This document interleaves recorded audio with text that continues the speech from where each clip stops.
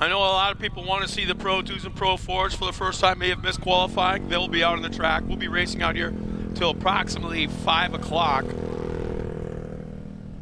And then all eyes will be on Power Hour up at Chocolate Thunder for qualifying here this afternoon. But right now, on track is the AM Ortega Junior 1 karts. Give them a pace lap and then go green. This is the first time I wasn't out of breath running up on those stairs. I could actually do the lineup.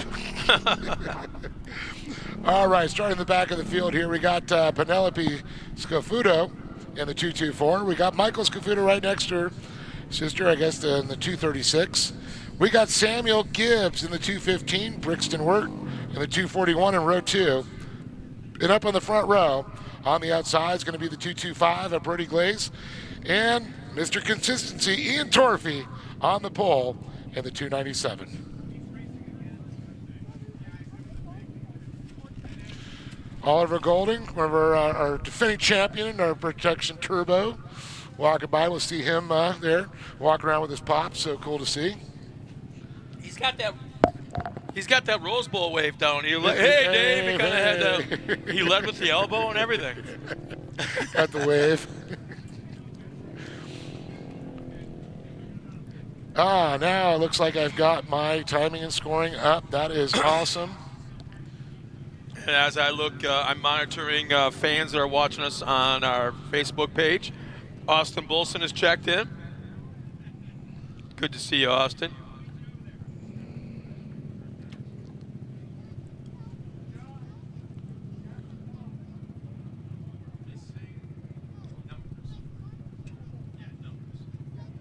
So once again, AM Ortega, Junior 1 karts.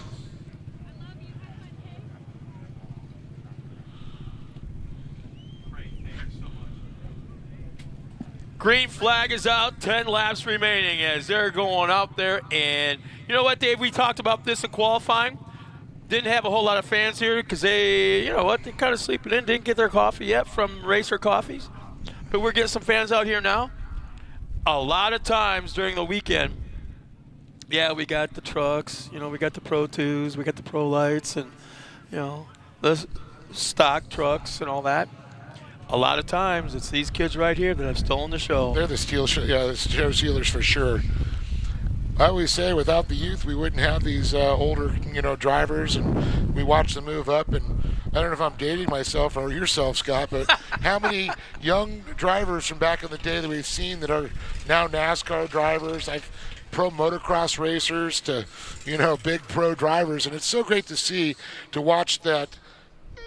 Progression and growth. Yeah, the growth is what I was looking for. I guess it's a good word there. And it's wonderful to see, and it shows that off-road racing or racing in general is healthy right now with all the young kids. It all started, and I'm not taking any credit for this whatsoever, but back in 2005, late 2005, it was Nestor Berardi. Yep. And trophy karts.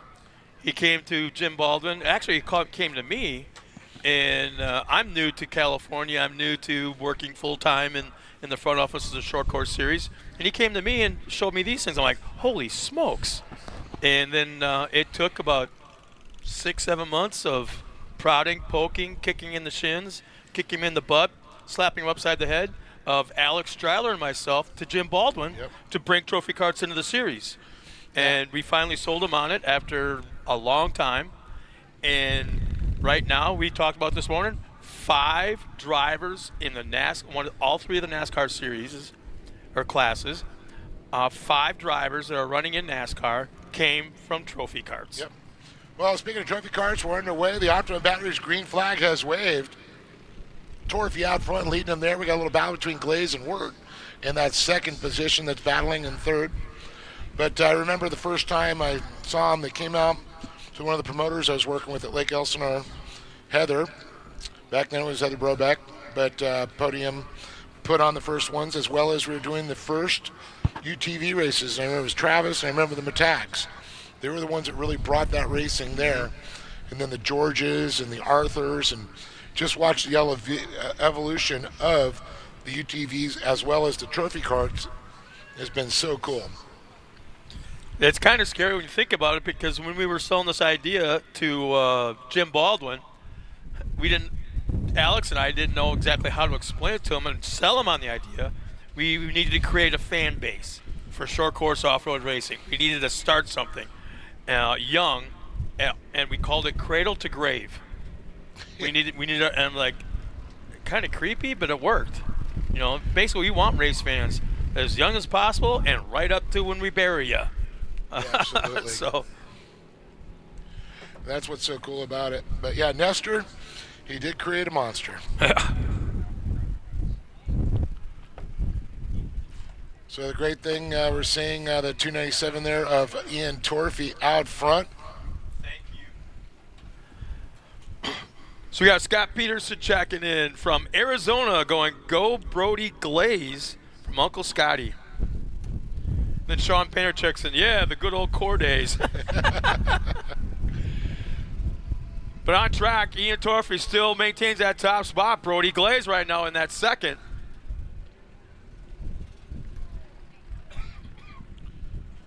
Well, and as of course, we saw as core tanked or went under. Lucas You Oil, say it. Lucas Oil Off-Road picked up where they left off, and they had Lucas Oil Regional Series. Now, unfortunately, those two have gone the wayside. Now it's Great American Short Course Series. And a lot of pretty much all the same people that ran those great series are all from back to the core days to Great American Short Course still involved. Mm-hmm. Just shows the love of trying to keep short course racing alive. And it's, very big in the Midwest, as we see too, in the Champ Off-Road. There's our leader right now, the 297 of Ian Torfey.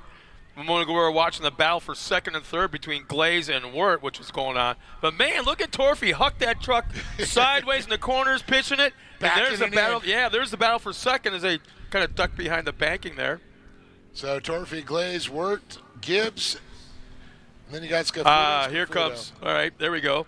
The competition yellow. Will he make the pass? How about this? Right at the comp yellow, up to the tabletop. Who's it going to be for second?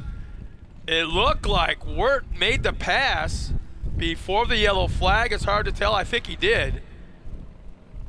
Looks like they're scoring it as Torfey, Glaze, and Wirt. Well, Wirt, if the timing loop is actually past the start-finish line, then Wirt should have the second spot, I'm thinking. Well, it's all in perspective where we're looking at the head-on shot versus sideways.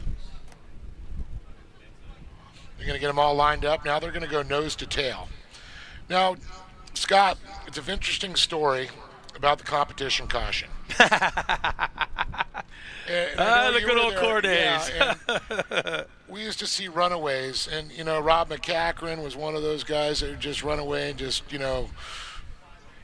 basically a runaway race is not fun to watch. So he basically had to figure a way to slow him up, and I know you were there for that, Scott. Well, it wasn't really a slow him up kind of thing as much as punch him back together. It's like we watch a lot of races where there's just this huge gap, and then once they gap out, very seldom will they bunch back up again in a 10 or 15 lap race, depending upon the track size.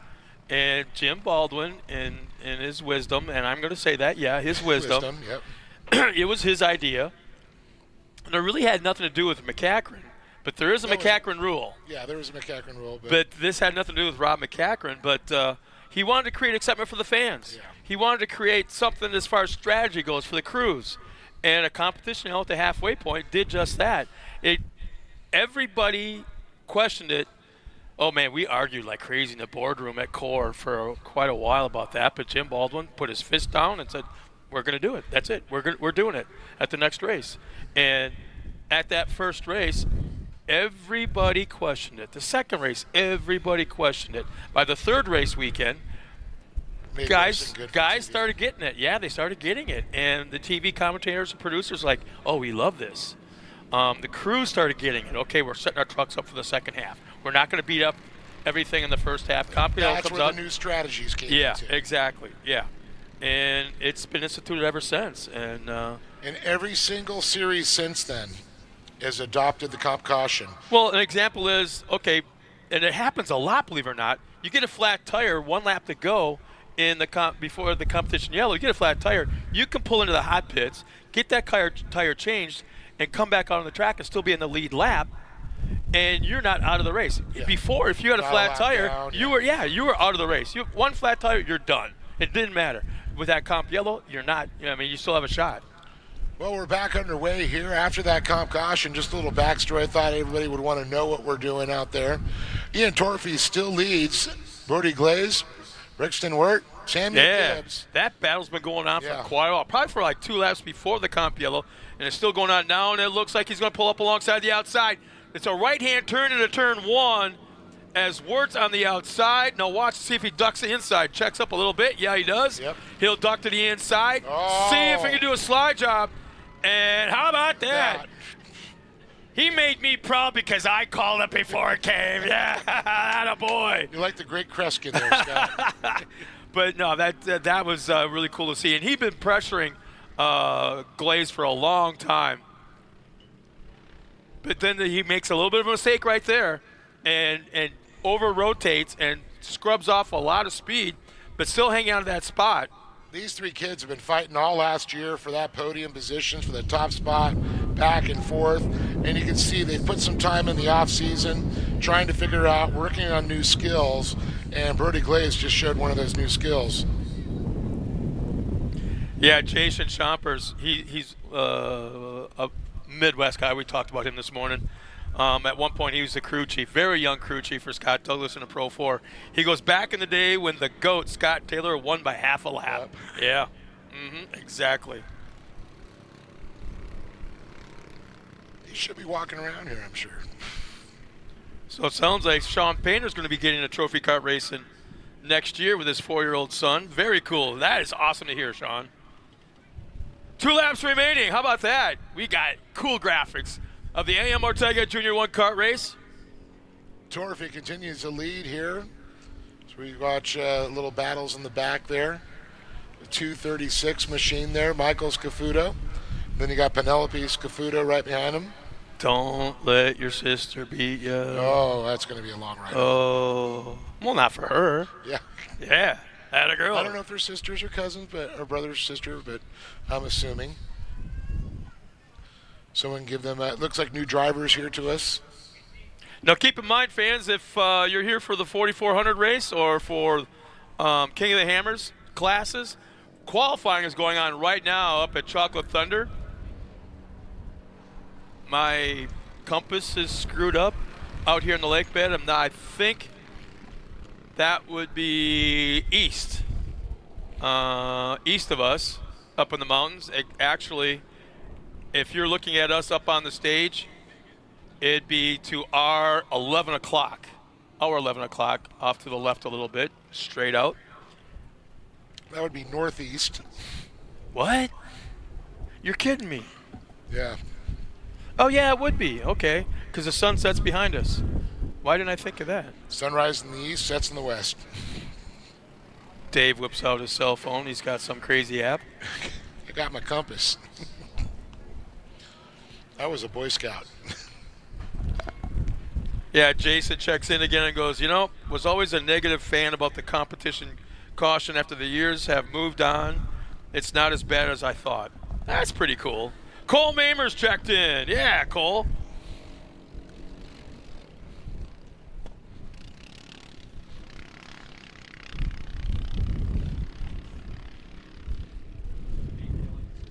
Yeah, I was talking to Cole a little bit on Facebook and said, we're going to get Pro Force next year. Get him out here.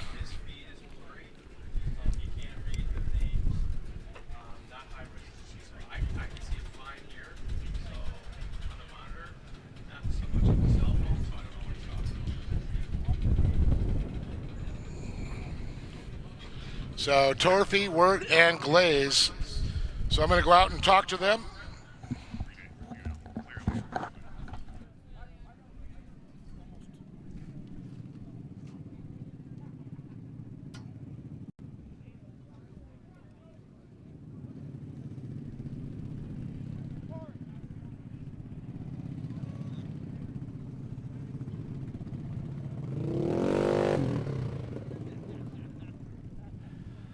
So coming up next will be the Razor 170s. Razor 170s will be coming up next.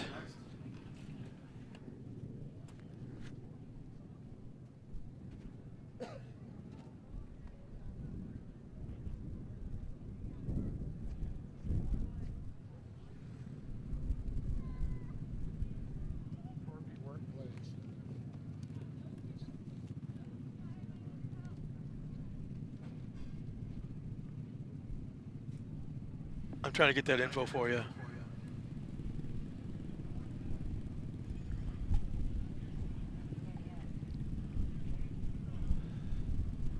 Oh.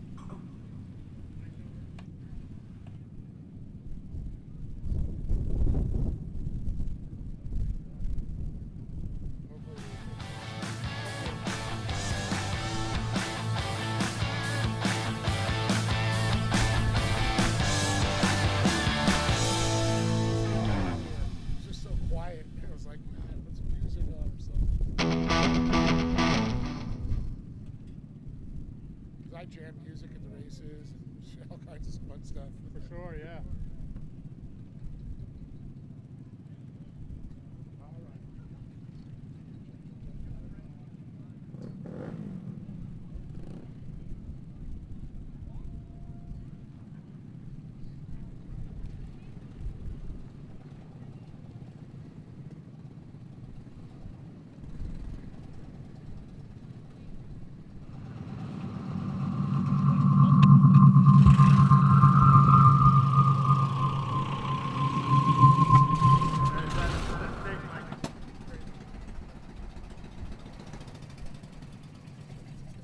One more time. Interview our top 3 finishers in our AM Ortega Junior 1 division. Dave? Check, check, check. There.